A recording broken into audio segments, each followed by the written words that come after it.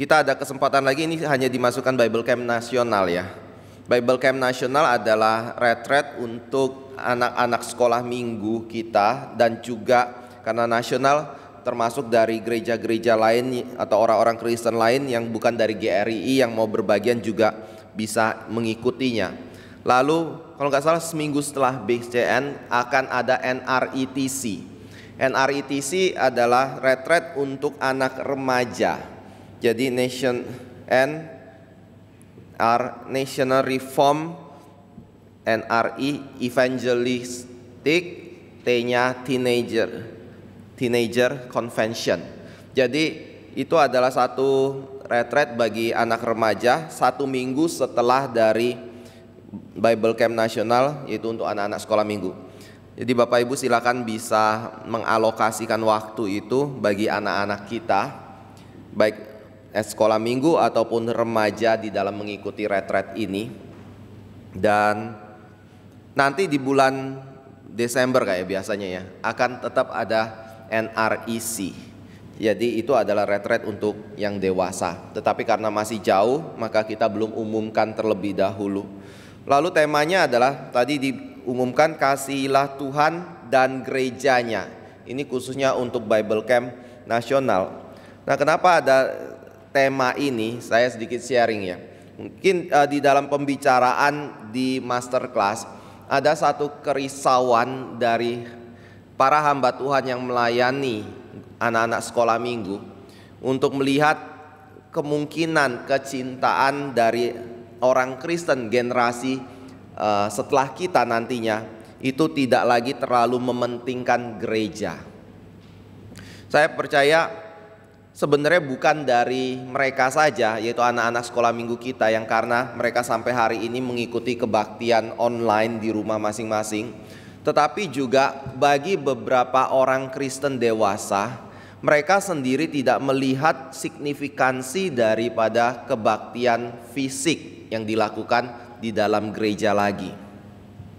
Dan itu kemungkinan bisa menular kepada anak-anak juga. Kalau orang dewasa seperti itu, apalagi anak-anak yang sejak dari masa pandemi kita tidak lagi pernah membawa mereka untuk ke gereja untuk mengikuti kebaktian sekolah minggu atau bahkan kebaktian umum. Saya kira gap itu akan terjadi kalau Bapak Ibu khawatir misalnya tunggu pandemi selesai baru bawa. Mohon tanya berapa lama lagi pandemi akan berlangsung. Kita pikir di dalam tahun ini bisa meredah, tapi justru gelombang meningkat kembali. Jadi mungkin sampai akhir tahun pun mungkin saja, bukan mendoakan begitu ya, belum tentu bisa selesai. Tahun depan kita juga belum terlalu tahu. Jadi anak-anak kita kapan ke gereja? Lalu kalau ikut sekolah minggu via online, betul nggak mereka ikut sekolah minggu via online? Khususnya yang balita, atau yang masih kurang bisa tenang seperti itu, orang tua bersedia nggak duduk dan mendampingi mereka mengikuti kebaktian tersebut? Dan saya percaya sekolah minggu bukan sesuatu yang bisa dikatakan kebaktian ketika itu berbicara berkenaan dengan online. Karena prinsip-prinsip ibadah online tidak ada di dalam kebaktian atau streaming online yang dilakukan di dalam sekolah minggu atau prinsip-prinsip kebaktian fisik ya. Saya sendiri pernah bertemu dengan orang yang berkata kepada saya seperti ini, Pak, kita itu di zaman sekarang teknologi itu sudah berkembang. Gereja GRII Solo ini aja yang kelihatannya agak terlambat di dalam mengikuti perkembangan teknologi yang ada. Maksudnya apa? Saya bilang, maksudnya adalah coba lihat yang cabang-cabang yang lain dari GRII. Mereka sudah masuk ke media sosial, mereka sudah masuk ke streaming, mereka sudah menyiarkan khotbah dan mengadakan kebaktian atau mengadakan PA dan segala macam yang berbentuk online. GRII Solo belum kan? Dalam asumsi seperti itu. Saya cuma bilang, pernah nggak cross check di kita punya di YouTube atau di mana, kalau kita juga ada masukan khotbah-khotbah minggu yang kita lakukan. Memang kita agak terlambat, tetapi paling tidak kita sudah memulainya. Tentunya saya percaya ada waktunya, segala sesuatu ada waktunya, dan kita juga melihat kondisi kita seperti apa. Dan saya juga berpikir kita nggak perlu berebutan juga ya dengan teman-teman lain di dalam GRI, di dalam pelayanan ini. Tetapi ada omongan itu keluar, lalu dia berkata seperti ini. Ini juga berkaitan dengan kebaktian minggu. Kalau andai kata sudah ada kebaktian online, ada streaming seperti itu, dan perkembangan teknologi memang sudah menuju ke arah situ, streaming itu, kita kan nggak perlu lagi hadir secara fisik. Karena justru kalau kita hadir secara fisik, kayaknya kita masih ketinggalan zaman, sedangkan semua orang yang lain sudah mengadakan kebaktian secara online. Saya percaya di balik perkataan itu dia nggak punya prinsip apa itu kebaktian online atau konsep ibadah yang Alkitab ajarkan. Lalu saya cuma ngomong kayak gini, tolong tanya di semua cabang GRI yang mengadakan kebaktian secara streaming, saya bilang, mereka ada kebaktian fisik enggak? Ada kan? Kalau mereka melihat kalau kebaktian secara online dikarenakan faktor teknologi yang sudah berkembang begitu pesat, itu membuat bisa meniadakan kebaktian fisik. Lalu kenapa mereka tetap adakan kebaktian fisik? Harusnya nggak usah lagi kan? Lalu dia kemudian ambil contoh, Pak, coba lihat ya, kita kalau punya kebaktian online, kita bisa jangkau orang-orang yang ada di tempat-tempat yang mungkin sulit untuk berbakti, yang belum mengenal Kristus, atau bahkan sampai ke luar negeri. Dia bilang, saya bilang kayak gini, begitu dia ngomong kalimat itu, saya juga tahu satu hal lagi, dia sulit untuk memisahkan atau tidak bisa memisahkan antara kebaktian dan misi. Di dalam kebaktian online itu sebenarnya, kalau saya bilang, ya saya depan agak kontradiksi kayak kalau ngomong pakai kebaktian online kayak gitu dengan apa yang saya mau ngomong berikutnya. Tapi ini kebiasaan yang kita gunakan, maksudnya saya kalau ketika kita bicara berkenaan dengan istilah kebaktian online. Pada waktu kita bicara tentang kebaktian online, sebenarnya itu bukan kebaktian. Yang namanya kebaktian itu adalah di mana orang Kristen bersama-sama berkumpul secara fisik untuk berbakti kepada Tuhan. Dan Tuhan perintahkan itu, misalnya di dalam Ibrani 10 ayat 25, jangan jauhkan diri dari pertemuan ibadah. Salah satunya, di samping dari adanya prinsip karunia, di mana orang Kristen yang satu harus mengisi orang atau membangun orang Kristen yang lain di dalam kehidupan pelayanan mereka, melalui keberadaan mereka dan kehadiran mereka di dalam ibadah bersama dengan orang Kristen yang lain. Ada aspek saksinya juga, seperti di dalam 1 Korintus pasal 14 yang berkata ketika kita beribadah, orang dunia melihat orang Kristen beribadah di hadapan Tuhan. Dan salah satu yang saya angkat adalah, kalau kita tidak pernah datang ke gereja, bagaimana kita bisa membawa orang datang kepada Kristus? Sedangkan mereka semua punya waktu dan hari ibadah masing-masing. Ketika kita ditanya, kamu kebaktiannya di mana? Oh, kita nggak punya tempat, kita online kayak gitu. Saya yakin itu sangat-sangat nggak meyakinkan sekali untuk membawa orang datang di dalam ibadah. Apalagi kalau di balik itu ada satu ketakutan terhadap pandemi misalnya. Hanya menunjukkan kalau Tuhan kita tidak memiliki kuasa untuk memelihara hidup kita. Lalu di balik itu kemudian ada pembicaraan lebih lanjut. Pada waktu dia berkata seperti itu, kita bisa menjangkau masing-masing. Saya bilang kayak gini, ambil contoh GRI Pusat.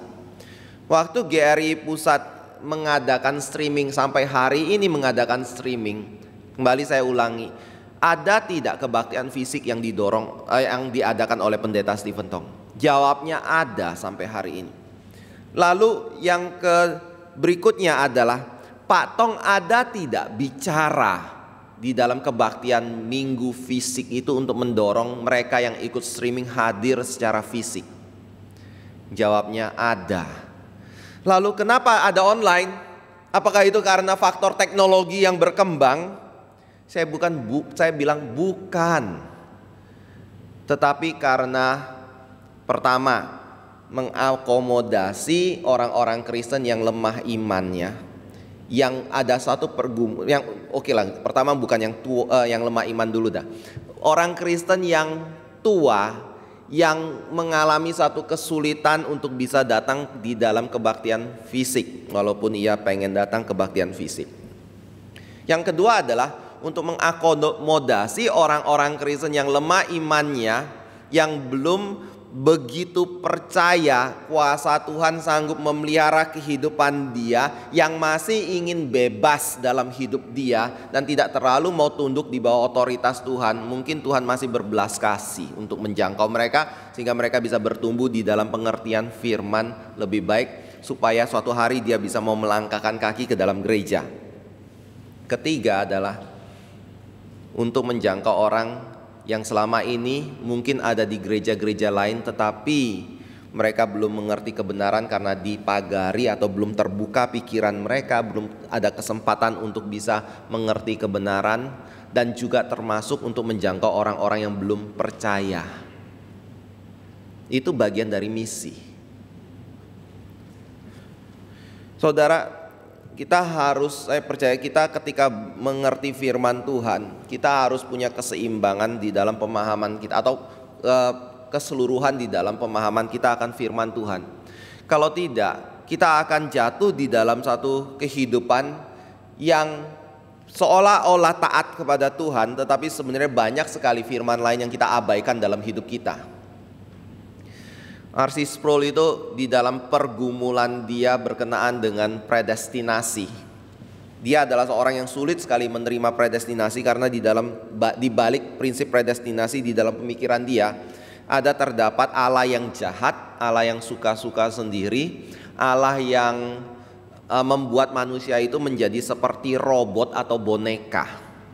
Lalu dia sulit sekali menerima konsep itu dan dia menentang, sampai suatu hari ketika dia studi dan di STT dia bertemu dengan ada John Gerstner, lalu ada ahli perjanjian baru di situ, dan ada juga satu tokoh lagi, saya lupa siapa itu, yang ketika berbicara mengajar dia itu mereka punya konsep berkenaan dengan Calvin dan predestinasi yang kuat serta biblical yang kuat.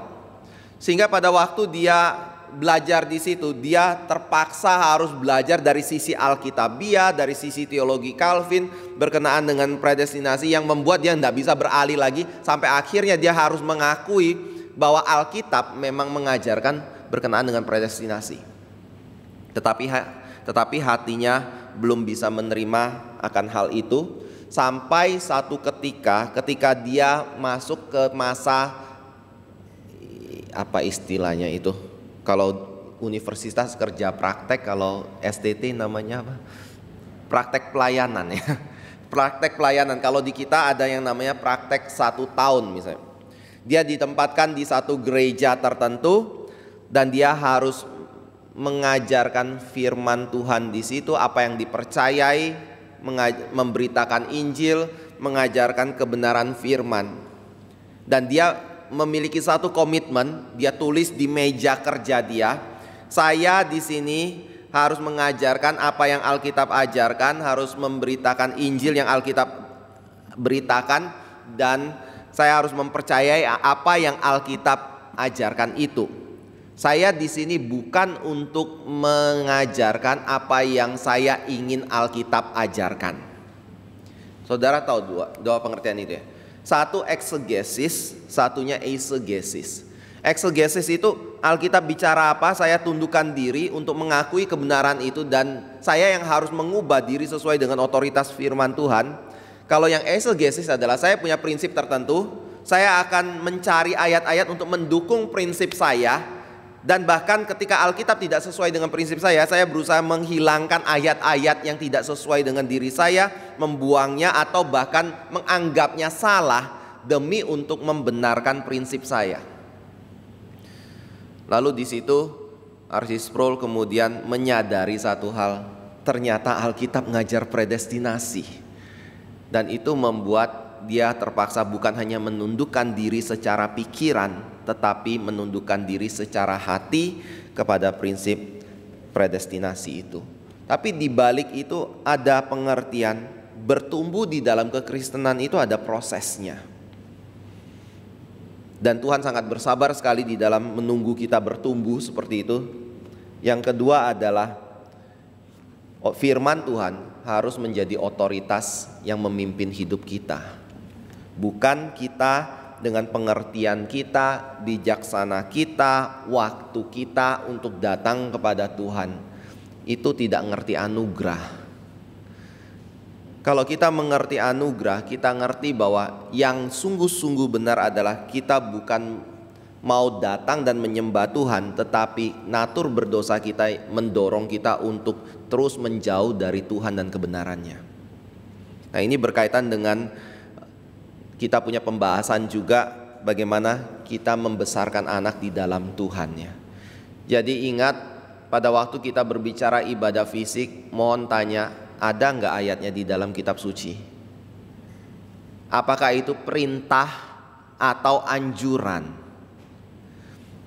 Kalau itu adalah perintah dan ada di samping dari semua pergumulan kita berkenaan dengan kesulitan kita dan pemikiran kita, lingkungan yang kita hadapi, kondisi yang di luar kontrol kita, dan konsep yang kita miliki, tolong belajar tunduk dulu dah sama firman Tuhan. Karena Tuhan memanggil kita untuk hal itu, baru kita belajar menyesuaikan dengan apa yang ada di sekitar kita ya. Tentunya untuk menyesuaikan juga butuh firman yang seimbang antara kedaulatan Tuhan dan juga tanggung jawab manusia yang kitab suci ajarkan bagi diri kita. Jadi Bapak Ibu Saudara yang kasih Tuhan, kenapa retret ini berbicara berkenaan dengan kasih kepada Allah dan gerejanya? Karena orang yang sungguh-sungguh mengasihi Tuhan, dia pasti mencintai firman-Nya. Dan ketika dia mencintai firman-Nya, dia tidak mungkin tidak mencintai gerejanya atau perkumpulan dari orang-orang Kristen yang Tuhan telah tebus dan persatukan di dalam Kristus untuk beribadah kepada Kristus. Jadi ini adalah fisiknya, tetapi yang penting adalah bukan gedungnya, pribadi-pribadi yang hadir di dalam gedung fisik itu untuk berbakti kepada Tuhan.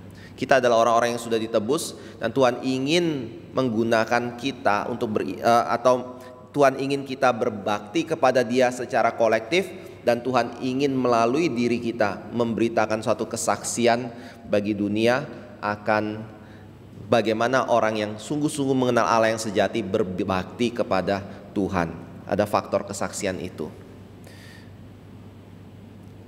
Terakhir waktu itu si orang ini ngomong kayak gini, Pak, coba ya, dia masih gak mau ngakui apa yang saya ngomong itu.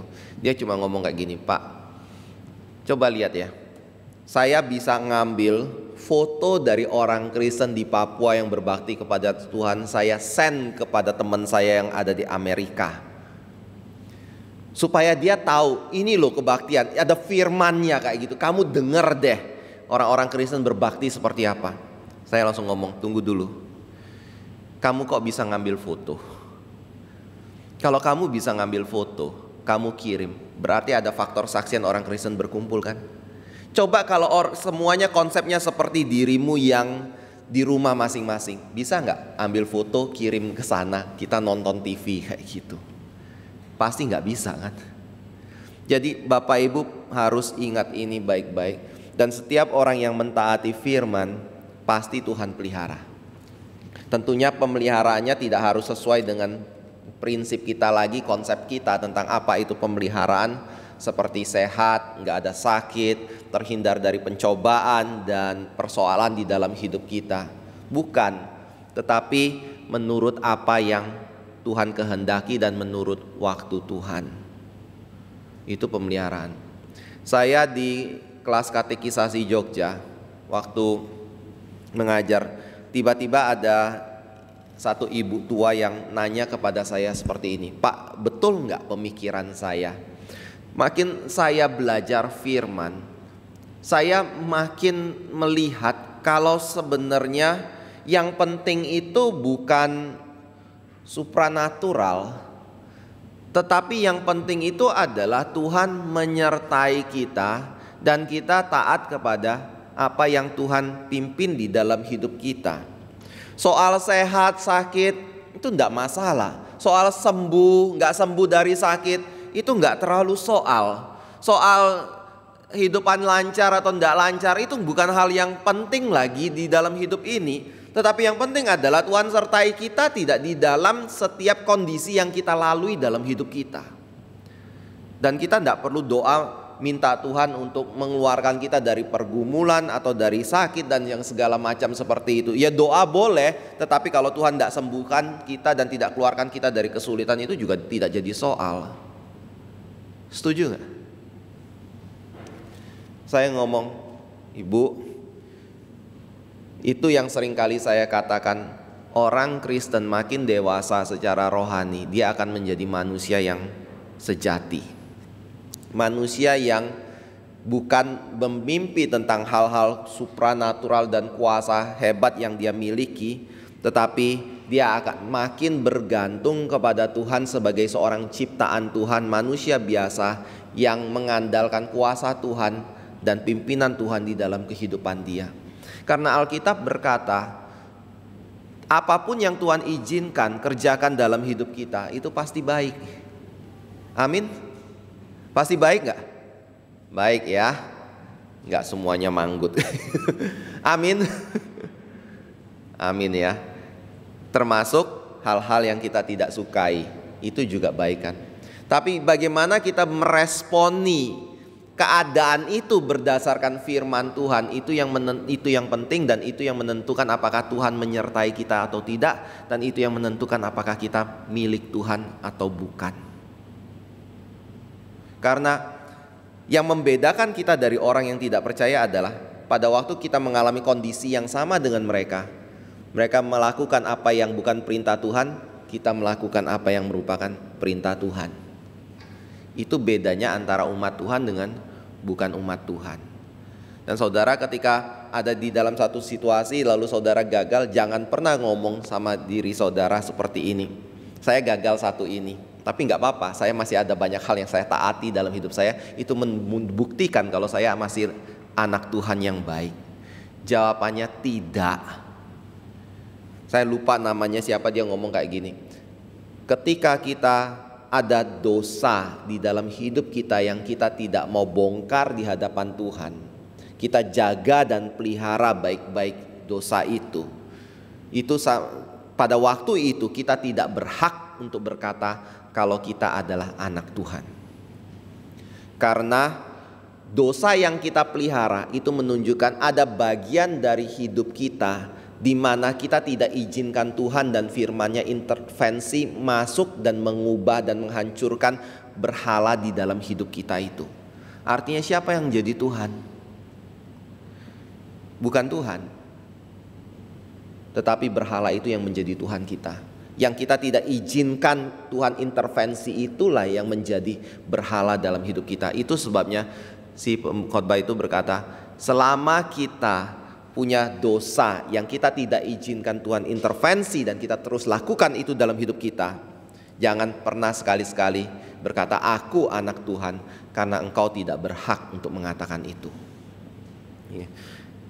Jadi saya berdoa kita ketika makin belajar firman, makin dekatkan diri kepada Tuhan, makin beribadah kepada Tuhan, menggunakan banyak waktu kita untuk bergaul dengan Tuhan. Sikap penundukan diri kepada otoritas firman itu menjadi hal yang sangat menonjol dinyatakan di dalam hidup kita. Karena itu yang menunjukkan kalau kita adalah milik dari Kristus. Saudara, Kalau saya mau ngomong jadi satu khotbah sendiri nanti. Kita masih ada khotbah lagi. Tapi paling enggak saudara paham kira-kira kenapa kita punya retret berbicara berkenaan dengan hal ini. Karena terus terang kita yang melayani Tuhan punya kekhawatiran makin kesana nanti mungkin jemaat Tuhan atau orang Kristen makin tidak melihat signifikansi dari untuk datang bersama dan berbakti bersama secara fisik, dengan berbagai macam atau 1001 alasan untuk mendukung pemikiran mereka masing-masing, bukan apa yang Alkitab katakan berkenaan dengan kebaktian fisik. Kiranya Tuhan boleh berkati kita semua. Mari kita lanjutkan eksposisi kita dari Efesus pasal yang ke-6. Kita akan baca dari ayat yang pertama sampai ayat yang ke-4. Saya hari ini pikir masih kita akan perdalam sedikit lagi pembahasan kita tentang mendidik anak ya. Nanti di dalam minggu depan baru kita berbicara bagian dari ayah maksudnya apa di dalam ayat yang ke-4. Efesus pasal 6 ayat 1 sampai ayat yang ke-4. Hai anak-anak, taatilah orang tuamu di dalam Tuhan, karena haruslah demikian. Hormatilah ayahmu dan ibumu, ini adalah suatu perintah yang penting, seperti yang nyata dari janji ini, supaya kamu berbahagia dan panjang umurmu di bumi. Dan kamu bapak-bapak, janganlah bangkitkan amarah di dalam hati anak-anakmu, tetapi didiklah mereka di dalam ajaran dan nasihat Tuhan. Mari kita berdoa. Kami kembali mohon Kau boleh berkati kami ya Bapa, dan Roh Kudus-Mu boleh mencelikan mata rohani kami untuk melihat pada kebenaran firman-Mu pada hari ini. Tolong kami, berikan kelembutan hati dan berikan pemahaman bahwa segala sesuatu yang disampaikan adalah bersumber dari Tuhan dan merupakan kebenaran Tuhan yang tidak mungkin bersalah, yang seharusnya menjadi otoritas atas hidup kami dan penuntun di dalam jalan hidup kami. Pimpin hamba-Mu juga ya Bapak di dalam memberitakan firman pada pagi hari ini. Dalam nama Tuhan Yesus Kristus yaitu Tuhan dan Juru Selamat kami yang hidup, kami telah berdoa. Amin. Di dalam pertemuan sebelumnya ketika kita bicara tentang Efesus pasal 6 ini, saya telah mengajak kita melihat kalau ternyata ketika anak-anak kecil lahir dalam dunia ini, bayi-bayi lahir di dalam dunia ini, menurut kitab suci atau wahyu dari Tuhan Allah, bayi-bayi yang lucu itu, yang imut-imut itu adalah bukan malaikat-malaikat, tetapi mereka adalah monster-monster kecil. Saya pakai istilah pendeta Stephen Tong untuk bicara seperti ini. Monster-monster kecil itu berarti bahwa mereka adalah makhluk-makhluk yang lucu, atau monster yang imut-imut seperti itu, yang lucu, yang menyenangkan hati, yang bisa membawa kesukaan di dalam keluarga dan kesukacitaan di dalam keluarga. Tetapi mereka punya potensi bahaya yang besar sekali, atau potensi kejahatan yang besar di dalam diri mereka. Kalau kita sebagai orang tua tidak mendidik mereka dengan baik di dalam takut akan Tuhan, dan tidak mendoakan mereka untuk kelahiran baru dan iman yang mereka miliki di dalam Kristus, maka itu menjadikan mereka sebagai orang-orang yang akan hidup di dalam dosa, yang membawa kecelakaan di dalam dunia ini, dan tentunya berdampak kepada hukuman kekal yang mereka akan alami di dalam hidup mereka. Karena Alkitab berkata, baik bayi yang mungil yang lahir dalam dunia itu terlahir sebagai orang yang berdosa, walaupun mereka adalah bayi yang lucu, yang sepertinya masih begitu polos, begitu tidak mengerti sesuatu apapun di dalam hidup dia, seolah-olah itu tergantung dari bagaimana kita mendidik mereka. Memang betul bahwa di dalam keberadaan bayi itu, peran dari orang tua untuk mendidik itu memiliki satu pengaruh yang penting di dalam hidup daripada bayi itu. Seperti yang dikatakan di dalam Amsal 22, anak muda yang sesuatu yang kita tanamkan kepada anak muda dari kecil, maka itu akan bertahan sampai mereka tua dan sampai mereka mati. Jadi ada peran itu. Tetapi kita ketika mendidik tidak pernah boleh mengabaikan yang namanya natur bawaan manusia ketika mereka lahir dalam dunia ini yang berdosa itu. Karena kalau tidak, kita akan menjadi seorang yang naif di dalam kita mendidik. Kita akan berpikir kalau kemampuan kita, kebaikan yang kita berikan kepada anak kita, pemahaman dan pengetahuan, termasuk karakter-karakter yang kita tanamkan kepada diri dia, itu akan menjadikan dia orang yang baik, orang yang pasti bisa diselamatkan. Padahal Alkitab berkata, selama orang hidup di dalam natur yang berdosa dan tidak pernah dilahirbarukan oleh Roh Kudus dan tidak memiliki iman di dalam Yesus Kristus, sebaik-baiknya dia melakukan suatu kebaikan dalam hidupnya di hadapan Tuhan seperti sebuah kain kirmisi yang kotor, yang merah. Enggak ada seorang yang bisa melakukan kebaikan 100% dalam hidup dia. Dan itu terlihat dari anak kecil yang memiliki jiwa yang memberontak kepada orang tua, ketidakadanya penundukan kepada orang tua walaupun mereka masih kecil, dan seringkali menggunakan imut-imutnya itu dan lucunya untuk memanfaatkan orang tua demi kepentingan diri mereka sendiri. Saya ngerasakan ini kembali khususnya kepada anak saya yang paling kecil itu. Saya tahu dia ngerti seringkali akan sesuatu yang saya sampaikan, tapi kelihatannya dia sengaja tidak mau taat kepada apa yang saya ngomong seringkali. Dengan buat berbagai macam cara supaya kita bisa melupakan kita punya perkataan dan permintaan kita, dan dia bisa mendapatkan apa yang dia inginkan. Saudara, anak kecil itu bukan bodoh ya, mungkin lebih cerdik dari orang tuanya. Dan anak kecil itu mungkin adalah satu pribadi yang bisa mengerti kelemahan orang tuanya di mana, walaupun kita pikir dia polos-polos kayak gitu, dan dia bisa baca kita kelihatannya begitu. Saya kok ngerasanya makin jelas kayak gitu sama yang si kecil itu ya. Dan dia bisa manfaatkan itu untuk mendapatkan apa yang dia inginkan. Saya ambil contoh misalnya, saya minta dia bisa bicara mama kan. Saya pernah ngomong ya, dia panggil mama itu adalah hal yang sering kali tiap hari bangun tidur pasti mama, mau apa pasti mama kayak gitu. Tapi kalau ketemu saya, dia nggak akan pernah mau panggil saya papa. Padahal saya tahu dia bisa ngomong papa. Karena waktu dia lagi main-main sendiri, kadang papa itu keluar. Tapi begitu kita ngomong papa, panggil papa dong, dia langsung diam, dia langsung alihkan kita dengan hal-hal lain yang dia kerjakan kayak gitu.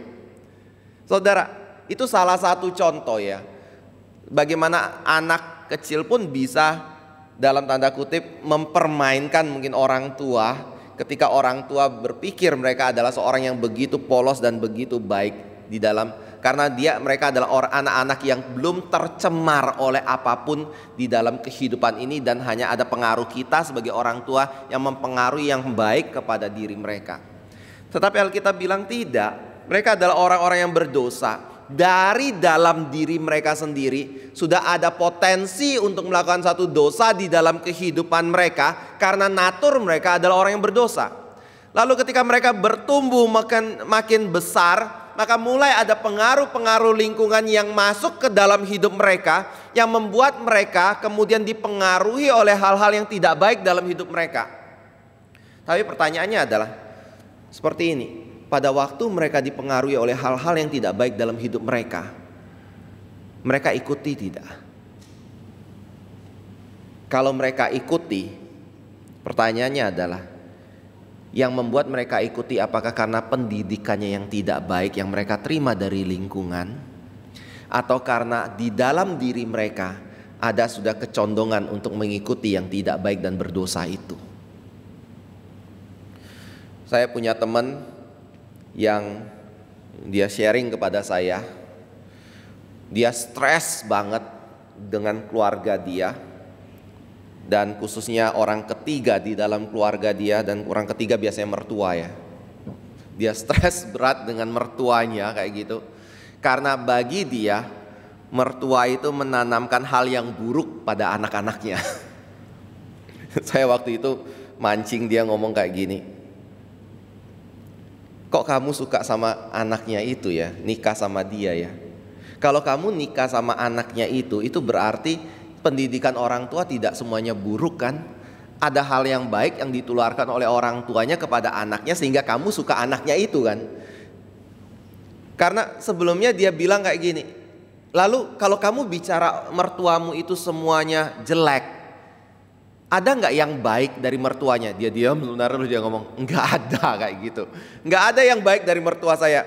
Loh, kalau kamu bilang mertuamu nggak ada yang baik, kenapa kamu bisa nikah sama anaknya? Itu berarti kan ada sesuatu yang baik di dalam diri anaknya yang membuat kamu menyukai diri dia, sehingga kamu mau menikah diri dia. Lalu yang baik itu datangnya dari mana?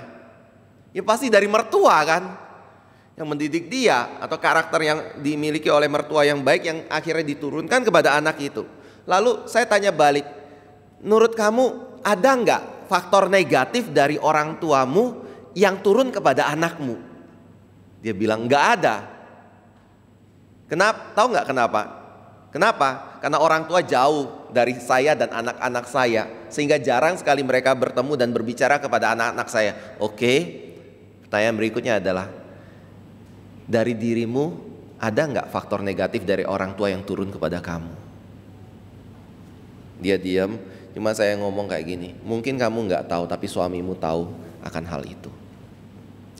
Kita seringkali punya pemikiran bahwa kita baik, keluarga kita baik, kita proteksi dari segala sesuatu yang ada di luar. Akibatnya apa? Akibatnya adalah kita ketakutan, kita stres sendiri, karena menurut kita mendidik yang baik kepada anak kita, dan tidak ada boleh sesuatu yang negatif yang masuk dan tersampaikan kepada anak kita itu. Dan ketika kita tidak punya kontrol itu, kita frustasi dan kita stres.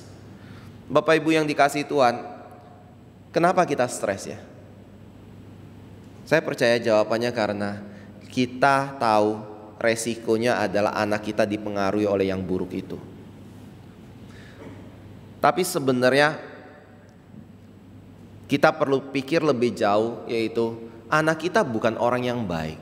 Kalau kita terus didik dengan sesuatu prinsip, dia bisa jadi orang yang baik dengan didikan kita yang baik, dan dia bisa menjadi seorang anak yang sempurna dengan didikan kita yang sempurna. Kayaknya itu akan membuat dia berpikir, atau anak itu berpikir, dia tidak butuh Yesus sebagai Tuhan dan Juru Selamat dalam hidup dia. Karena dia pikir dia baik, dan dia bisa mengatur segala sesuatu dalam hidup ini, keluarga dia untuk sesuatu yang baik, dan dia adalah orang yang baik. Dan baik itu adalah sesuatu yang baik termasuk di hadapan Tuhan. Padahal kebaikan yang dia lakukan sebaik apapun di hadapan Tuhan tetap adalah sesuatu yang tidak baik secara sempurna di hadapan Tuhan. Lalu yang kedua adalah, kalau kita berpikir kita bisa mendidik segala sesuatu baik bagi anak-anak kita, dan kita menjaga dari hal yang negatif yang rusak dalam hidup kita dari diri mereka, maka kita akan mendidik anak-anak yang begitu polos, yang tidak punya pengalaman, yang begitu naif dalam hidup dia, berpikir bahwa seluruh dunia baik seperti diri dia yang baik itu, dan dia tidak punya kedewasaan, dia tidak punya bijaksana dan hikmat dalam hidup dia menghadapi orang-orang dunia yang jahat dan berdosa. Tetapi yang lebih penting adalah, melalui keberdosaan itu dan kesalahan dan dosa yang dia lakukan, seharusnya itu menjadi satu kesempatan kita mendidik dia akan anugerah Kristus di dalam hidup dia, penebusan Kristus, dan menyatakan kalau dia adalah seorang anak yang berdosa juga dan membutuhkan penebusan Kristus. Jadi di dalam diri ada satu dosa, natur dosa, lingkungan adalah orang-orang yang tidak baik dan jahat. Walaupun itu mungkin dipikir dari perspektif orang tua, tetapi saya percaya perspektif itu muncul karena kita melihat memang lingkungan itu tidak baik. Tetapi kalau lingkungan tidak berbaik, itu juga membuktikan kalau semua manusia itu berdosa, dan dia sendiri, anak kita bisa mengikuti lingkungan yang tidak baik itu karena dia sendiri berdosa. Kalau dia tidak berdosa, saya percaya dia tidak akan ikuti sesuatu yang tidak baik dalam hidup dia. Ini contoh agak konyol ya, tapi saya pikir bisa memunculkan pengertian ini. Bapak Ibu Saudara yang kasih Tuhan, kalau kita piara burung, burung bisa diisi suaranya kan dengan burung yang lain, dengan cara masterin. Tetapi bisa nggak burung yang diisi suaranya dengan burung yang lain itu menghilangkan suara dasar dia, yaitu menjadi ciri khas kalau dia disebut burung si itu. Misalnya kacer, atau murai, atau pentet, atau kenari seperti itu. Bisa nggak menghilangkan bawaan suaranya? Pasti tidak bisa. Walaupun dia bisa diisi dengan suara-suara yang lain.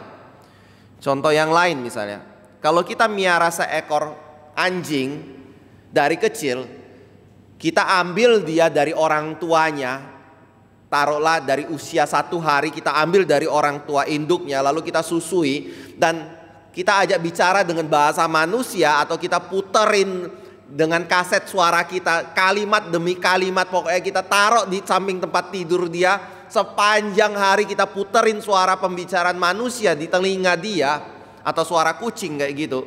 Bisa nggak dia mendadak suatu hari ketika dia mulai gonggong dia bicara, halo Papa Dawis? Nggak bisa kan? Karena apa? Naturnya anjing, naturnya adalah kucing. Kita mau bagaimanapun mendidik dia, itu nggak pernah bisa menghilangkan natur itu dan membuat dia berubah menjadi sosok yang lain. Begitu juga dengan manusia berdosa. Tapi ketika misalnya anjing itu ditemukan dengan saudaranya yang adalah anjing, dia begitu cepat sekali beradaptasi dengan kehidupan dari anjing lain dan karakter anjing lain atau kucing lain, burung lain seperti itu. Walaupun saya nggak ngomong masalah imprint ya, tapi itu nanti berkembang lebih besar lagi. Tapi paling tidak saya mau ngomong bahwa naturnya itu akan membuat diri dia bisa bergaul dengan sesamanya. Nah, kalau kita adalah orang berdosa, dunia berdosa, kenapa kita bisa gampang menerima dunia berdosa? Karena natur kita adalah orang yang berdosa. Di samping juga selain dari lingkungan, kita sudah membahas kalau pengaruh itu juga karena zaman makin ke belakang itu akan makin buruk, makin jahat, bukan makin baik. Nah, di dalam melihat keadaan seperti ini, kita sebagai seorang Kristen dan memiliki keluarga Kristen, apa yang harus kita lakukan di dalam hidup kita untuk mendidik anak-anak kita? Satu hal yang Alkitab katakan di bagian ini, memang ini adalah kalimat yang ditujukan kepada anak-anak. Hai anak-anak, taatilah orang tuamu dan hormatilah mereka. Tetapi di sisi lain, ini juga berbicara kepada orang tua yang ketika mengetahui anaknya di dalam kondisi seperti itu, yang rusak itu dan punya pengaruh kerusakan yang begitu besar dalam hidupnya, punya suatu kewajiban untuk mendidik anak-anaknya mentaati dia dan menghormati dia. Lalu kalau mau ditanya lagi, apa yang kita didik kepada anak-anak kita? Dan sebagai seorang yang orang tua, kalau bahasa Inggrisnya kan parenting itu apa sih? Bagaimana kita menjadi seorang tua yang baik? Maka jawabannya ada di bagian 4 ayat 4. Kita belum bahas yang bagian pertamanya, tetapi ada di dalam bagian yang kedua. Tetapi didiklah mereka di dalam ajaran dan nasihat Tuhan. Atau kalau saya mau simpulkan apa yang kitab suci ajarkan dari kitab Ulangan misalnya pasal yang ke-6 dan seterusnya, sampai khususnya juga dengan Amsal, parenting itu apa? Menjadi orang tua yang mengasuh anak itu seperti apa?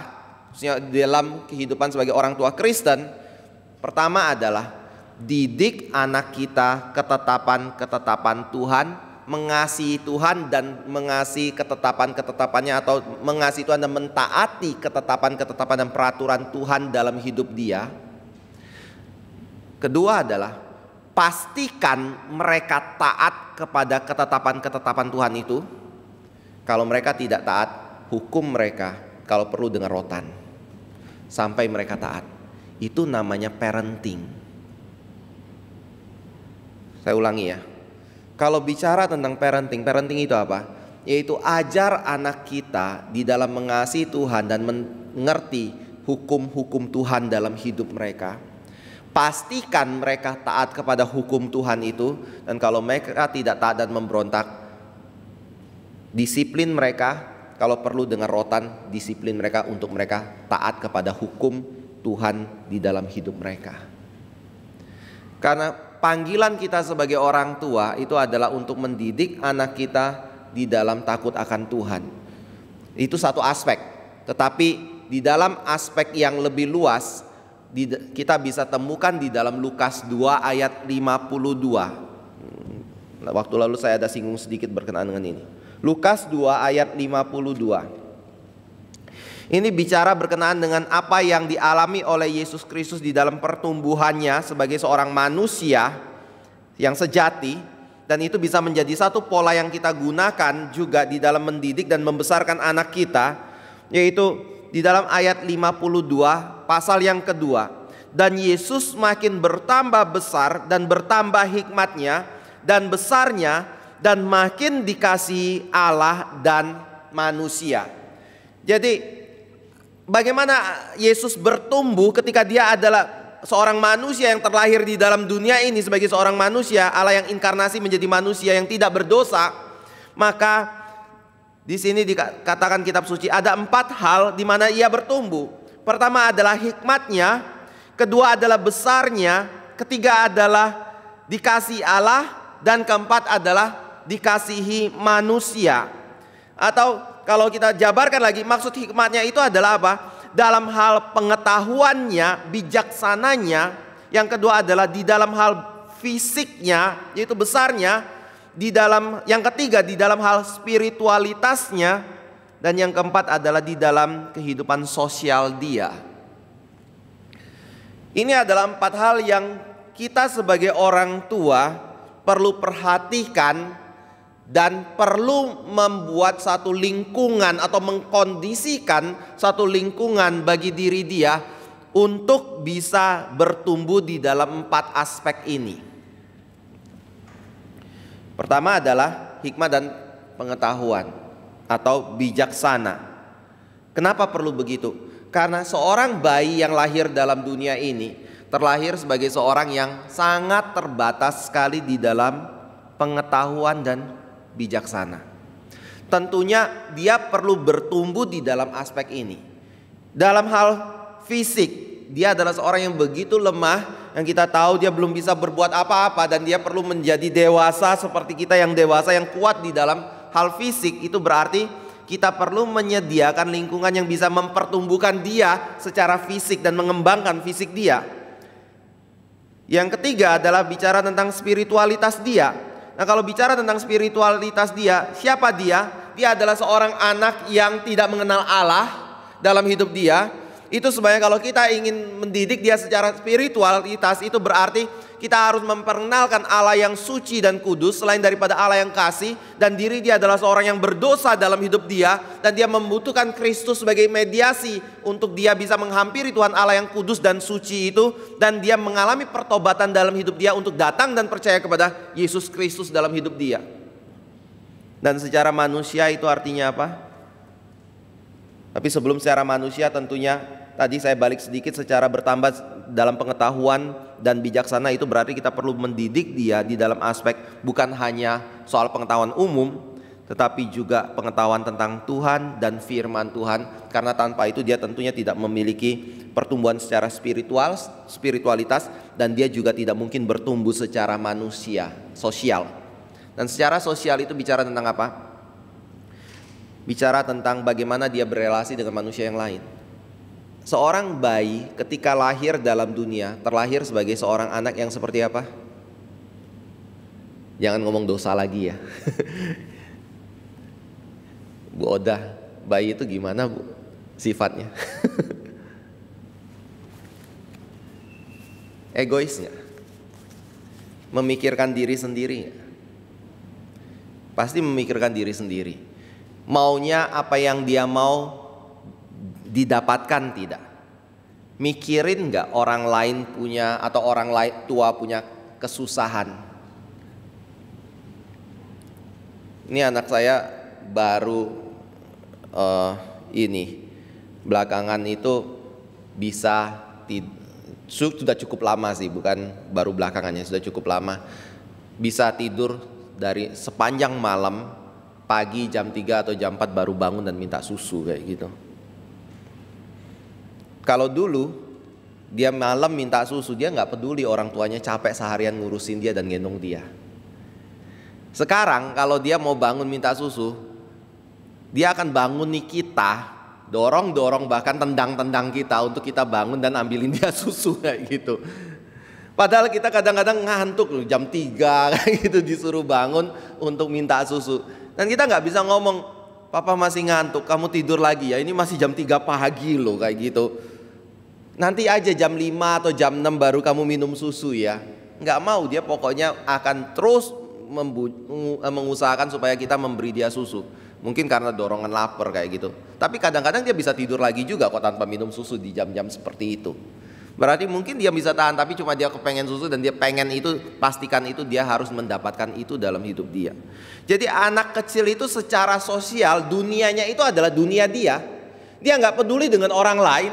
Dia adalah seorang yang bisa dikatakan sebagai orang yang egois, tetapi juga sekaligus orang yang sombong. Karena yang dia tahu adalah diri dia, orang lain tidak penting, diri dia yang paling penting. Dan dia harus dapatkan semua yang dia inginkan. Lalu kalau kita katakan kita mendidik dia di dalam aspek sosial, itu berarti kita harus didik dia dalam hal apa? Dia harus belajar menerima keberadaan orang lain. Dia harus belajar untuk bisa mendahulukan kepentingan orang lain. Dia harus bisa belajar untuk mengalah ya, apa yang menjadi kepentingan dia tidak sepenuhnya harus terpenuhi. Dia harus bisa melayani orang lain di dalam hidup dia. Itu aspek sosial. Jadi pada waktu kita membesarkan anak kita di dalam 4 aspek ini, ya kita perlu pikirkan bagaimana dia bisa bertumbuh di dalam pengetahuan akan Tuhan. Jawabannya dari ya gereja kan. Selain dari orang tua untuk mendidik dan membesarkan diri dia, kita juga perlu membawa dia dalam satu lingkungan di mana dia bisa bertumbuh di dalam kebenaran firman Tuhan. Lalu bagaimana dia bisa bertumbuh di dalam hal fisik? Ya tentunya kasih makanan yang baik secara gizi, tetapi juga olahraga untuk melatih otot dia dan bertumbuh secara fisik dan keterampilan dia dan segala motorik yang dia miliki. Kita buat kondisi itu. Jadi secara fisik kita bisa, ini yang paling pintar kita ya, kita kondisikan secara fisik untuk anak itu bisa bertumbuh di dalam aspek fisik secara baik. Tapi secara rohani seringkali kita abaikan. Secara sosial kita seringkali abaikan dalam hidup kita. Padahal pendidikan yang baik adalah kita membuat satu kondisi lingkungan untuk anak itu bisa bertumbuh di dalam keempat aspek ini. Prinsipnya cuma itu kok. Lalu untuk dia bisa bertumbuh di dalam semua aspek ini, Alkitab juga katakan ada 2 hal penting yang mereka harus juga pelajari untuk mereka bisa bertumbuh dengan sempurna dan dengan baik, yaitu mereka harus belajar menghormati orang tua dan mentaati orang tua mereka. Taat dan hormat kepada orang tua mereka. Bapak Ibu saudara yang kasih Tuhan, kenapa ini menjadi unsur yang penting ya? Jawabannya begini, ketika kita berpikir bahwa yang penting bagi anak itu adalah materi, yang penting bagi anak itu mainan, yang penting bagi anak itu makanan yang enak, yang penting bagi anak itu pendidikan di luar dengan ilmu pengetahuan yang baik, tanpa memiliki yang namanya hormat dan taat, itu kita akan membesarkan seorang anak yang tidak pernah bisa memiliki pengendalian diri di dalam hidup mereka. Semua kita bisa sediakan. Tanpa ada ini, jangan harap anak kita bisa punya kesabaran, jangan harap anak kita punya pengendalian diri dan kontrol diri.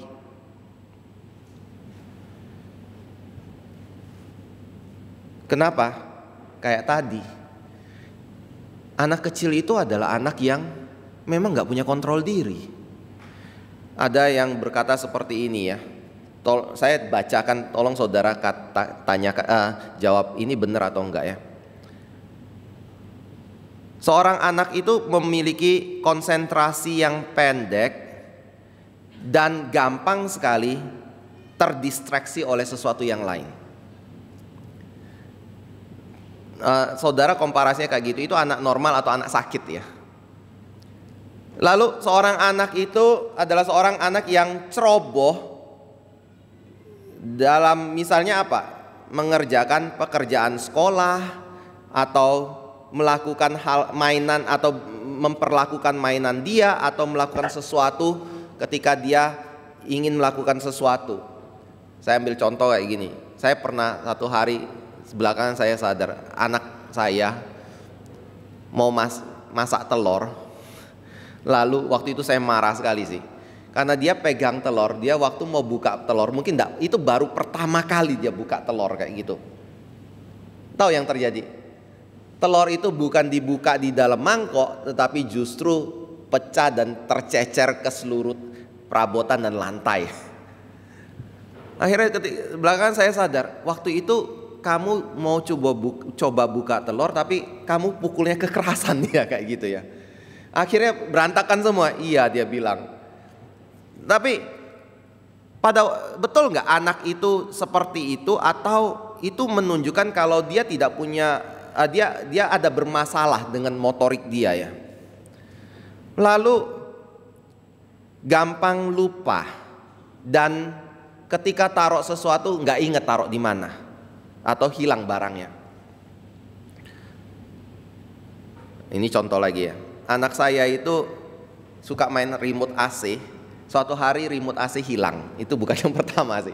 Cari nggak ketemu. Waktu ditanya ke dia, di mana? Biasanya dia tahu sih, dia cari kayak gitu. Hari itu dia nggak tahu. Dia diam aja kayak gitu. Dia mikir tapi dia diam. Sampai suatu hari dia buka mainan dia di dalam kotak. Waktu dia buka mainan dia langsung keluarin remote itu, dia ngomong, nah. Ketemu remote AC ya, setelah sekian minggu nggak ada remote AC kayak gitu.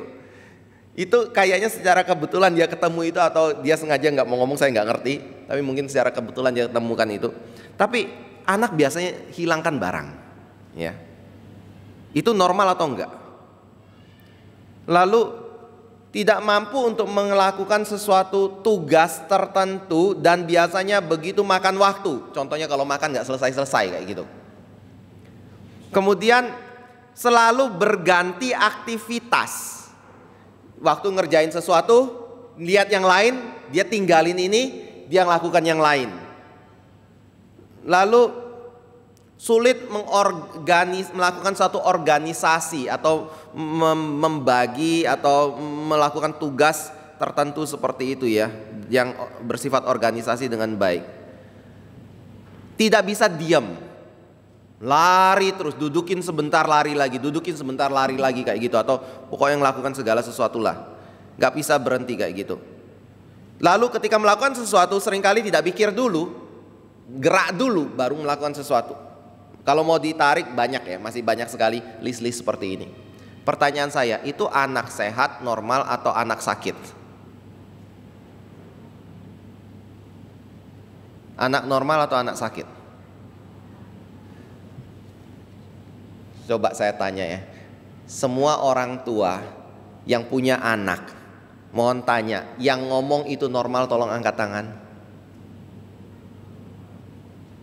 Yang ngomong sakit?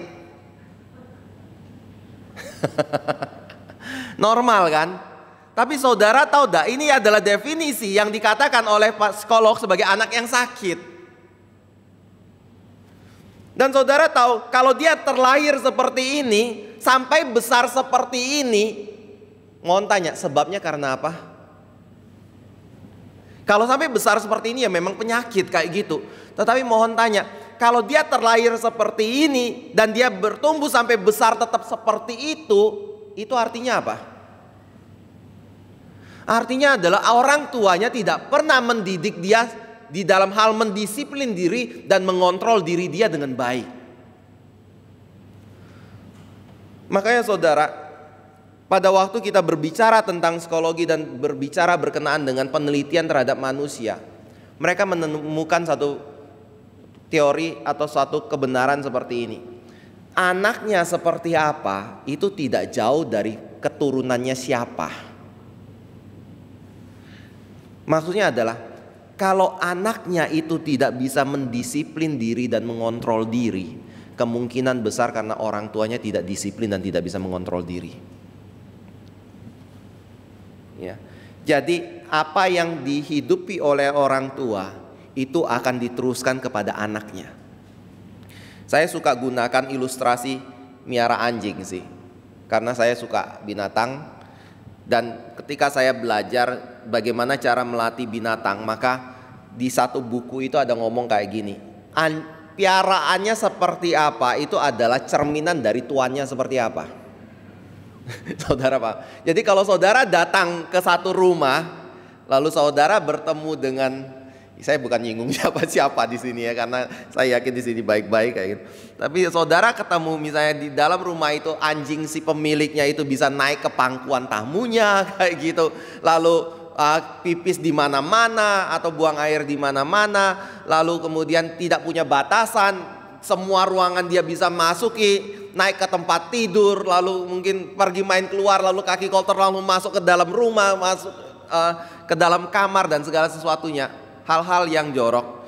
Bapak Ibu gak usah heran kalau tuan rumahnya juga kayak gitu, kira-kira mirip ya. Gak punya disiplin kayak gitu.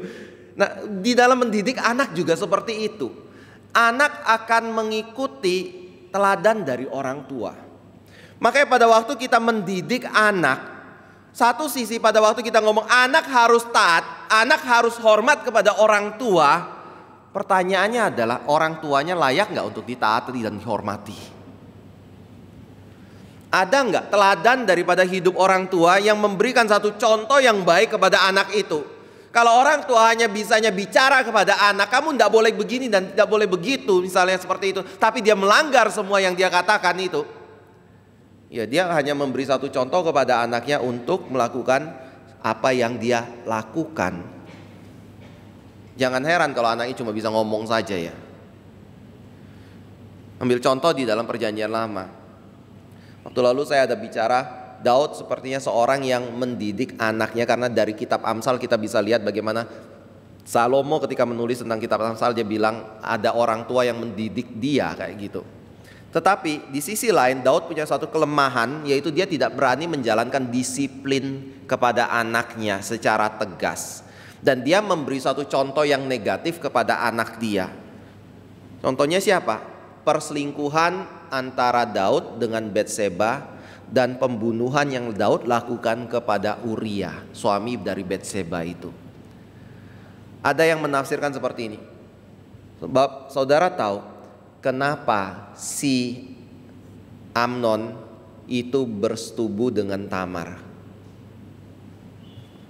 Kemungkinan karena dia lihat papanya lakukan perselingkuhan itu.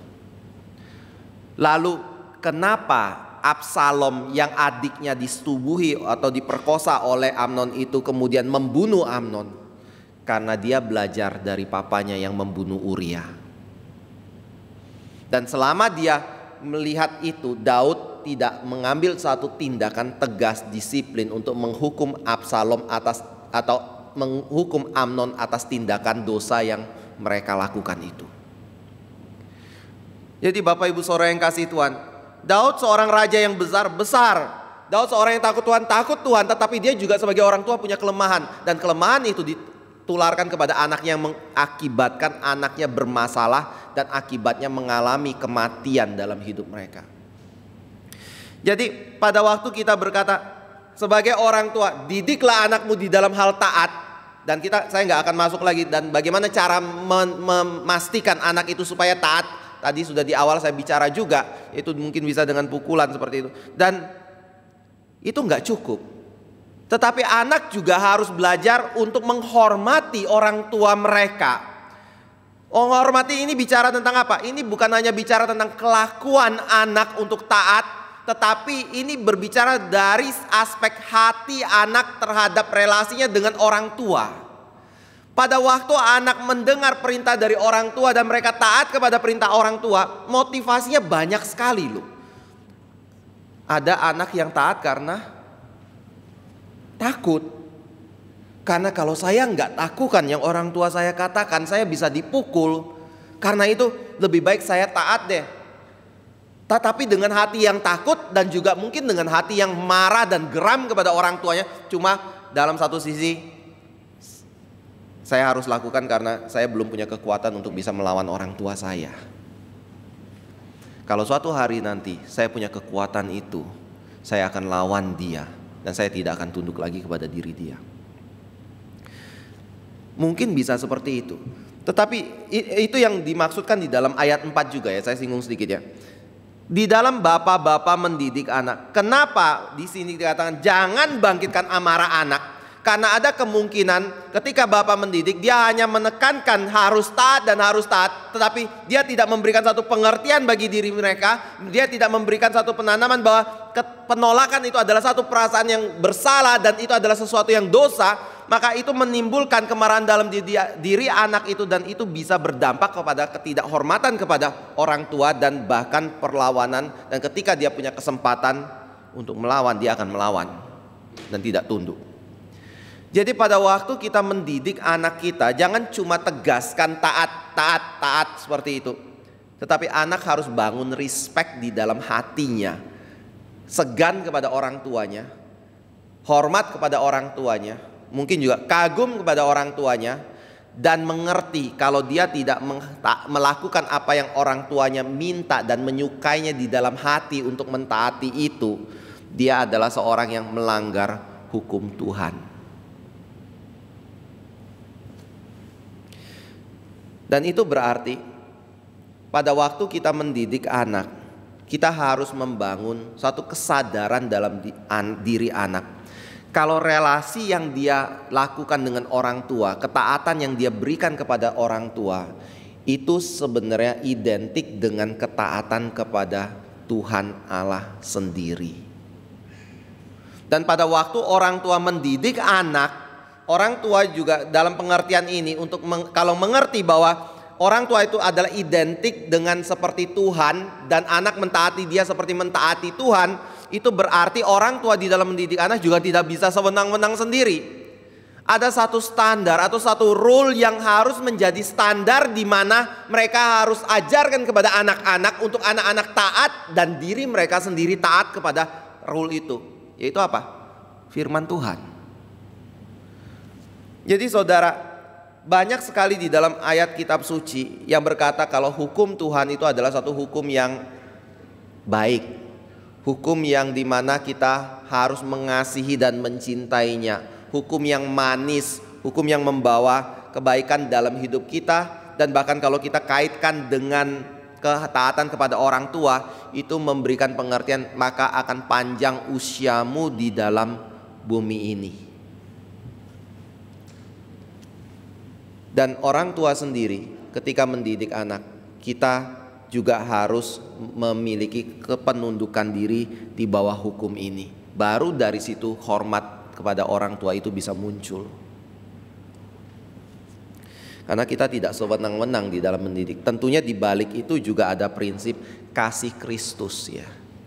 Kalau saudara mendidik kepada anak di dalam aspek keadilan saya yakin yang muncul adalah pemberontakan. Tapi kalau saudara mendidik anak hanya dari aspek kasih yang muncul adalah apa? Penghinaan. Saudara nggak direspek sama sekali. Saudara dianggap sebagai orang tua yang cuma bisa ngomong tapi tidak menjalankan apa yang saudara ngomongin. Anak pun tidak hormat dan tidak segan kepada diri kita. Tapi kalau saudara hanya mendidik di dalam aspek ketaatan, keadilan, selain dari pemberontakan, mereka juga akan menimbulkan satu kemarahan kepada diri orang tua dan kebencian kepada diri orang tua. Tapi kalau saudara mendidik mereka dengan keseimbangan antara kasih Kristus dan juga keadilan, maka saudara akan mendidik anakmu dalam kondisi yang seimbang, yang tidak akan marah, tidak akan benci, tetapi justru akan menumbuhkan rasa hormat, keseganan, dan penundukan diri kepada orang tua. Saudara, di dalam perkembangan kita saat ini, seringkali orang berpikir bahwa memukul anak itu bukan hal yang baik karena bisa menimbulkan kebencian. Tapi saudara, ini saya sudah kasih tahu ya di awal ya. Di dalam penelitian juga ditemukan seperti ini. Saudara tahu tidak?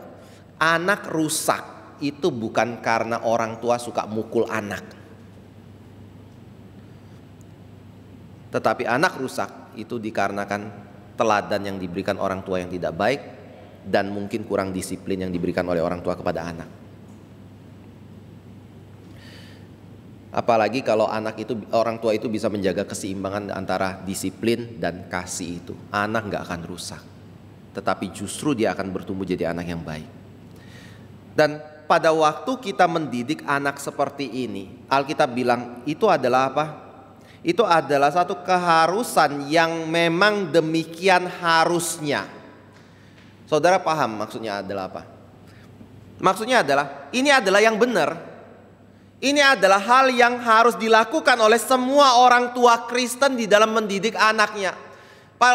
Artinya juga adalah di dalam mendidik ada satu standar di mana ada yang boleh, ada yang tidak boleh, ada yang harus dilakukan, ada yang tidak boleh dilakukan. Dan sebagai orang tua Kristen kita harus berkata kepada anak, ini boleh, ini tidak boleh, ini harus dilakukan, ini tidak boleh dilakukan. Dan ketika kita mendidik itu bukannya melanggar hak asasi anak. Dan ketika kita memastikan anak untuk melakukan itu bukan berarti kita menghina atau merendahkan dan menyakitkan dan melukai hati anak. Tetapi Alkitab berkata itu adalah satu keharusan yang memang harus dilakukan, atau istilahnya itu adalah suatu kebenaran menurut firman Tuhan. Saya percaya ini adalah hal yang sangat sensitif di dalam dunia kita saat ini sih. Dalam dunia pendidikan juga. Karena di dalam dunia pendidikan seringkali kita diajarkan, orang tua jangan maksa anak, melarang anak, dikit-dikit ngomong jangan. Tetapi apa yang anak inginkan ikuti saja, dampingi mereka. Bapak ibu saudara yang kasih Tuhan, kalau anaknya baik didampingin tok, ya itu baik. Tapi kalau anaknya berdosa didampingi tok, ya dia jadi berdosa kayak gitu. Tetap ada larangan yang harus kita berikan. Tapi pertanyaan lagi, larangan itu apa? Ya harus firman. Lalu di dalam dunia kita saat ini juga ada satu tantangan di mana kita tidak boleh berbicara benar salah. Contohnya yang paling simpel adalah kalau kita berkata kepada gereja lain, doktrinmu salah, mereka akan bilang apa? Kami punya gereja punya doktrinnya sendiri, kamu punya gereja punya doktrinnya sendiri. Jangan gunakan doktrinmu untuk menghakimi doktrin gereja kami kan. Suka-suka. Gak boleh ada standar. Semuanya benar, semuanya baik seperti itu. Bapak ibu saudara yang kasih Tuhan, bayangin ya, kalau orang tua punya prinsip seperti ini di dalam mendidik anak, kira-kira anaknya jadi seperti apa ya? Jadi seperti apa? Saya percaya anaknya gak terkontrol, pertama. Yang kedua adalah demi untuk mengontrol karena tidak bisa dipukul karena semuanya baik, mereka akan ngomong anaknya yang sakit, butuh dokter, butuh pengobatan, butuh terapi, butuh psikiater untuk mengobati diri dia. Makanya ada yang berkata seperti ini, bagi orang tua yang taat kepada Tuhan, dia menjalankan prinsip ini, maka dia akan memiliki anak yang tumbuh di dalam ketaatan dan hormat kepada diri dia. Tetapi bagi orang tua yang tidak menjalankan ini dan menganggap ini bukan prinsip yang baik untuk dilakukan di dalam keluarga, maka dia akan menjadi seorang yang membutuhkan psikolog atau psikiater untuk anak dia, karena tujuannya adalah memang untuk menyelidiki masalah anaknya itu apa. Padahal pendidikan itu begitu sederhana yang Tuhan sudah berikan untuk kita taati dan kita jalankan di dalam kehidupan keluarga kita, yang bisa meninggalkan atau menyingkirkan begitu banyak persoalan di dalam hidup kita ke depannya dan hidup anak kita ke depannya.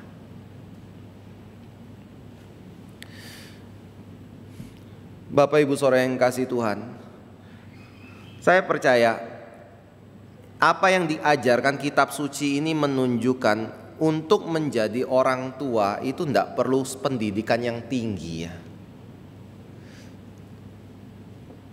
Banyak sekali orang tua yang anak-anaknya sekolah sampai S2 dan S3, sebenarnya mamanya sendiri mungkin tidak lulus sekolah, atau orang tuanya pendidikannya rendah.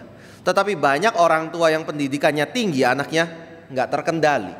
Bisa jadi seperti itu. Kenapa? Karena soal pendidikan itu bukan soal pendidikan yang diterima oleh orang tua itu berapa tinggi, tetapi saya percaya itu adalah tergantung daripada bijaksana dan hikmat yang dikaruniakan Allah bagi orang tua itu di dalam mendidik dan membesarkan anak. Dan semua itu didapatkan dari firman Tuhan. Kalau kita mau tunduk dan taat kepada kebenaran firman, kita bisa menyingkirkan begitu banyak persoalan dan masalah di dalam kehidupan kita dan kehidupan dari anak-anak kita. Jadi sebagai orang tua, tolong pastikan di dalam mendidik mereka jangan cuma mereka takut kepada kita, tapi ajar mereka untuk menghormati kita dari hati dalam keseganan untuk melakukan itu. Dan untuk itu kita perlu bawa mereka untuk mengenal Tuhan melalui ketaatan yang mereka lakukan kepada diri kita. Maksud Bapak gimana ya contohnya ya? Contohnya adalah seperti ini ya. Misalnya dalam hal ketaatan aja ya. Karena Alkitab bilang anak harus taat kepada orang tua. Coba kita simulasiin ya. Panggil siapa ya? Bu Oda lagi aja lah. Bu, gimana caranya didik anak supaya taat kepada orang tua? Ngomong apa sama anak? Sorry Bu, kuat dikit Bu.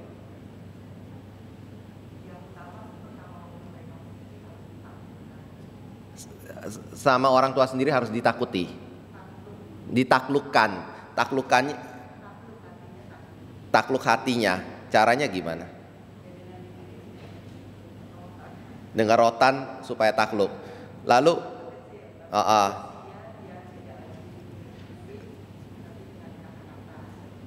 oke. Jadi anak harus takluk karena orang tua ngomong anak harus takluk karena firman Tuhan. Bisa di lebih konkretkan Bu?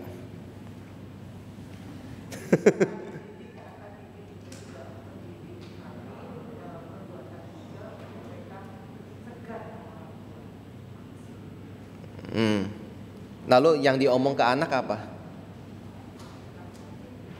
Kasih, menasehati, melalui nasihat ya. Nasihat saya percaya itu perlu, pengertian itu perlu, dan tapi satu hal lagi, lihat secara vertikal juga perlu. Maksudnya kayak gini ya. Misalnya anak saya nakal kayak gitu, saya bilang dengar papa, nggak mau. Mau dengar nggak? Kalau nggak mau papa pukul. Nggak mau dengar, kita pukul kayak gitu. Akhirnya dia tunduk karena sakit. Lalu kita tinggalkan dia karena dia sudah dengar. Atau kita ngomong, kamu makanya ya, jadi anak harus hormat orang tua, harus dengar orang tua. Kalau kamu nggak mau dengar, nanti papa pukul lagi ya. Begitu. Jadi gimana Bu? Harus tahu sebagai kamu kenapa dipukul, karena salahnya apa kayak gitu. Oke, kamu salahnya ini, lain kali jangan lakukan ya, karena itu adalah hal yang buruk atau jelek misalnya. Kalau enggak nanti papa pukul lagi, begitu. Ada satu yang sering kali kita ketinggalan. Harusnya sampai kepada anak kayak gini. Kamu tahu tidak kenapa kamu harus taat kepada orang tua? Karena persoalannya kayak gini ya. Seringkali keadaan anak nggak salah, tapi karena orang tua ngomong dia yang harus taat kepada orang tua kayak gitu. Anak nggak lakukan apapun, tetapi anak harus taat kepada orang tua hanya karena orang tua bicara itu. Nah waktu dia nggak mau lakukan, kita pukul nggak? Mungkin bisa pukul, tapi waktu dia tanya kita, saya salah apa? Kenapa saya dipukul? Karena papa ngomong itu kamu nggak mau dengar kayak gitu. Kalau kita berhenti seperti itu, mungkin kita akan menanamkan kepada diri anak pemikiran orang tua saya otoriter. Kalau saya lawan, maka saya sakit. Yang kita perlu belajar, yang sering kali kita ketinggalan itu adalah waktu mereka tanya, kenapa saya dipukul? Saya nggak lakukan sesuatu yang salah. Kita perlu ngomong kayak gini, ketika orang tua bicara, kamu taat, itu sama seperti kamu mentaati Tuhan. Ketika kamu langgar orang tuamu di dalam berbicara atau memerintahkan kamu sesuatu, kamu melawan Tuhan dalam hidupmu. Jadi ada relasi vertikal yang diangkat selain daripada relasi horizontal yang kita tanamkan kepada diri anak. Gunakan semua cara, keadaan, kesalahan anak, mungkin ketaatan anak untuk mengingatkan mereka kalau apa yang mereka lakukan kepada orang tua adalah sesuatu yang mereka lakukan untuk Tuhan. Apa yang mereka lakukan, tidak lakukan pada orang tua adalah sesuatu yang mereka tidak lakukan untuk Tuhan. Apa yang mereka lakukan yang baik itu adalah sesuatu yang mereka lakukan di hadapan Tuhan. Dan apa yang mereka lakukan yang berdosa itu mereka lakukan di hadapan Tuhan. Dengan begitu saya percaya anak akan bertumbuh di dalam takut akan Tuhan. Dan mereka akan melihat orang tua sebagai wakil Tuhan di dalam mendidik dan membesarkan anak.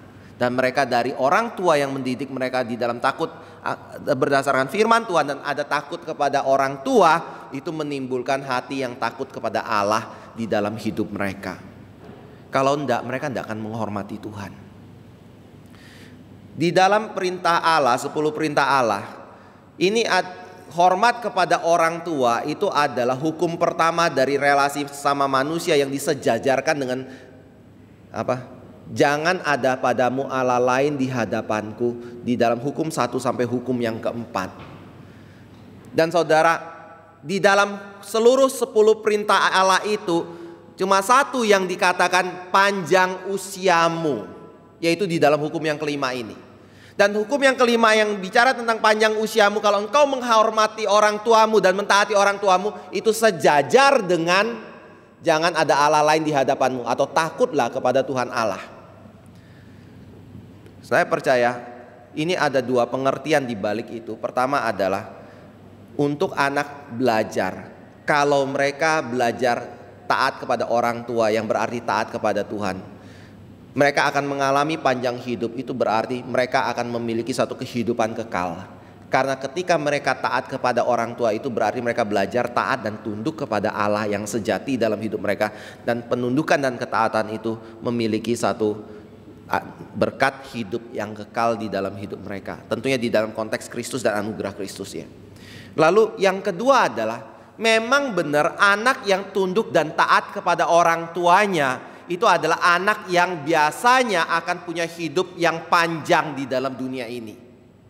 Sedangkan anak yang tidak taat kepada orang tuanya adalah anak yang akan tidak punya pengendalian diri dan biasanya akan melakukan segala bentuk dosa di dalam hidup mereka dan kejahatan dalam hidup mereka. Kalau mereka bisa berusia sampai tua dan mati, itu adalah atas anugerah umum Tuhan yang pemeliharaan Tuhan bagi hidup mereka. Tetapi umumnya adalah anak yang melakukan suatu pemberontakan dalam hidup mereka, bernasib yang tidak baik. Salah satu contohnya yang tadi saya angkat, Amnon dan Absalom. Saudara, kalau belajar dari kitab suci, Tuhan sudah begitu banyak berikan bijaksana. Cuma kita mau mengulang itu lagi atau tidak, atau mentaatinya atau tidak, mengulang kesalahan itu atau tidak, atau mentaati yang benar atau tidak, begitu. Dan salah satunya juga adalah dalam perintah setiap anak yang tidak taat kepada orang tua, kalau sudah diperingati berkali-kali, bawa ke tua-tua, hukum dia sampai mati. Saudara, mungkin kita punya keluarga masih di dalam pemeliharaan Tuhan, tetapi silakan lihat orang-orang yang jahat yang ada di dalam penjara, yang merusak, yang ada kenakalan remaja. Tolong lihat orang tuanya bagaimana, pendidikan yang mereka terima seperti apa, dan dampak ketika dia dewasa akan jadi seperti apa anak itu. Saya percaya itu bukan sesuatu yang baik. Dan itu sebabnya karena ini mempunyai dampak yang panjang, maka Tuhan memberikan perintah di dalam bagian ini, yaitu panjang usiamu kalau engkau menghormati orang tuamu. Dan tentunya adalah kenapa ini di dalam keluarga? Karena keluarga adalah inti daripada masyarakat, inti dari gereja. Kalau mereka tidak mulai belajar di dalam keluarga, maka mereka tidak mungkin bisa taat kepada dan berlaku baik di luar dan di dalam gereja. Dan saudara bayangin kalau semuanya kayak Sodom dan Gomora. Saudara bayangin kalau itu seperti orang Kanaan yang dibinasakan ketika Israel masuk. Anak-anak kita jadi seperti itu, kira-kira bagaimana? Ya tunggu penghakiman dari Tuhan Allah. Saya percaya ini adalah satu hal yang perlu dilakukan oleh kita sebagai anak Tuhan, dan dimulai dari keluarga. Ada orang yang pernah bicara sama saya kayak gini, Pak, anak saya kayaknya akan saya sekolahkan di sekolah si Anu, di si A itu. Loh, saya bilang masih terlalu kecil lah kalau sekarang disekolahkan di sana sendirian. Oh enggak, nanti kami sekeluarga pindah ke sana. Kenapa? Saya harap anak saya bisa belajar disiplin di sana. Saya waktu itu cuma senyum. Saya bilang, kamu mau anakmu belajar disiplin, tempatnya bukan di sekolah. Oke lah, sekolah bisa mengajar itu, tetapi kamu harus ngerti, mulainya dari keluarga. Kalau kamu tidak didik itu dari dalam keluarga, kamu ketika dia mulai dewasa, kamu serahkan dia ke sekolah. Yang terjadi adalah anak itu akan berontak. Orang tua aja nggak ditunduk kok, nggak ditakuti. Mau takut guru, mau takut orang lain yang tidak punya suatu tanggung jawab atau satu relasi dengan diri dia, yang tidak punya jasa di dalam hidup anak itu. Mana mungkin kayak gitu. Lalu sebagai orang tua, sebagai orang tua kadang-kadang kita punya kecondongan. Masalah suami istri itu punya kesusahannya sendiri ya. Tapi sebagai orang tua di mana relasi suami istri punya kesusahan sendiri, saya pesan baik-baik ya, jangan pernah gunakan anak sebagai alat untuk melawan pasangan kita ya. Ingat ini baik-baik. Seburuk-buruknya pasanganmu, sejelek-jeleknya dia di dalam memutuskan sesuatu, berperilaku, jangan gunakan anak untuk menyerang dia, suami atau istri. Karena saudara secara tanpa sadar sedang menanam rasa tidak hormat anak kepada orang tua, yang suatu hari akan menjadi bumerang bagi dirimu sendiri. Saya pernah ada satu ibu tua datang ke saya, bicara personal dengan diri saya. Dia bilang seperti ini, Pak, saya tahu mereka dari keluarga yang suami istri nggak baik kayak gitu relasinya. Lalu dia ngomong, Pak, sebelumnya saya suruh suami saya pergi dari rumah di depan anak, suruh pergi, dan bahkan anak saya juga setuju dia pergi dari rumah itu. Akhirnya gimana sekarang? Ya suami saya pergi. Dia tinggal di mana? Nggak tahu. Pokoknya dia pergi dari rumah. Bapak Ibu tahu, nggak lama kemudian, beberapa tahun kemudian, dia datang kepada saya dan nangis. Dia ngomong, Pak, anak saya usir saya dari rumah. Bapak Ibu saudara yang kasih Tuhan, sebagai suami istri, mendidik anak taat dan hormat kepada orang tua, taat kepada Tuhan, itu jadi tanggung jawab bersama.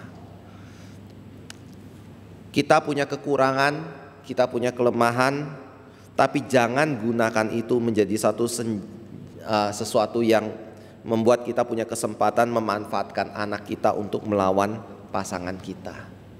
Karena itu akan menjadi satu bumerang yang menyerang kita sendiri dan membuat anak tidak punya rasa hormat dan takut kepada orang tua. Kiranya Tuhan boleh berkati kita ya. Mari kita masuk dalam doa. Kami kembali berdoa bersyukur Bapa untuk firman yang boleh kami renungkan hari ini. Kiranya Tuhan boleh berkati dan tolong kami untuk makin bertumbuh di dalam takut akan Tuhan dan melihat kepada firman Tuhan sebagai suatu prinsip yang bijaksana, yang penuh dengan hikmat dan menjadi inti dari persoalan yang dihadapi oleh manusia dan solusi dari persoalan yang dihadapi oleh manusia dalam dunia ini, khususnya di dalam kehidupan keluarga dan di dalam mendidik anak. Beri kami bijaksana, beri kami hikmat, beri kami takut akan Tuhan, dan beri kami hati yang bisa melihat dari kacamata Tuhan akan bagaimana kami membangun dan membesarkan anak kami. Kiranya Tuhan boleh berkati setiap keluarga Kristen, pimpin mereka dan sertai mereka. Dalam nama Tuhan Yesus kami berdoa. Amin.